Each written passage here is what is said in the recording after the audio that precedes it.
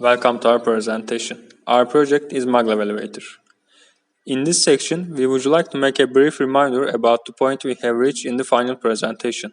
We made the panel made for the operation and control of U-magnets, consisting of OPA 549 amplifier board, current sensor unit, 220 to 12 volt converter, emergency stop button, and cooling fan. In addition, we found the U-magnet parameters by creating a drop test experimental setup with the help of this panel. Also, by reading the current values of the system via Simulink real-time, we found the moment of fall and how many amps the fall occurred at. In addition, the production of one of the four motors that make up the system and phase connections were made. This motor has also been tested with the mechanism in the video whether it has any problems while running. After the final presentation, the production of the remaining three motors was completed. Phase connections were made. Thus, four linear coreless synchronous motors were completed, which will provide the vertical movement of the system. There are 120 coils made of 8 kg enameled copper wires for each motor.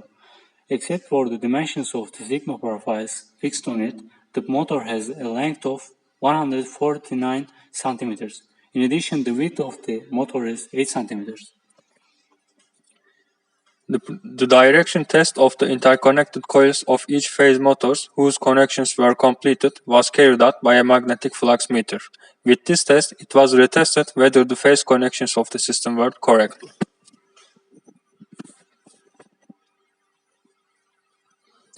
In this animation, you can see the explosion animation of the whole system. First, the magnets that will be placed on the side panel of the cabinet and the side faces of the cabinet, then the corner faces where the U-magnet and sensors are placed, and then the fasteners that fix these faces to each other are seen. Then, the joining of the two modules of the motor core, the placement of the coils to the module and the connection elements that provide the connection to the sigma are seen. Finally, the motor and cabin are placed on the skeleton. This is how it will look after system integration. In this video, the experimental setup representing the magnetic bearing is shown. The initial condition was created with the help of spacers of known thickness. At the bottom is a ferromagnetic mass which is known.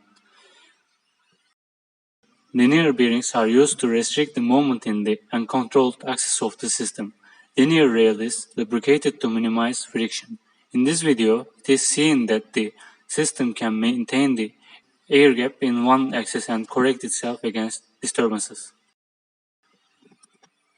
In this video, a sine wave is given as reference signal. The behavior of the system against this reference signal is investigated. The scope output of the system was observed via Simulink real-time. The system can follow the reference as can be seen in the scope. In this video, the control of the system is desired air gap is carried out. The given point 0 is withdrawn from the forced equation and control with 0 power is aimed at this point. As can be seen from the ammeter, the system can be controlled with a current of approximately 0 amperes. In this video, a square wave is given to the system and its behavior in this input signal is examined. The system gave the desired response quickly and without overshoot. Thanks for listening.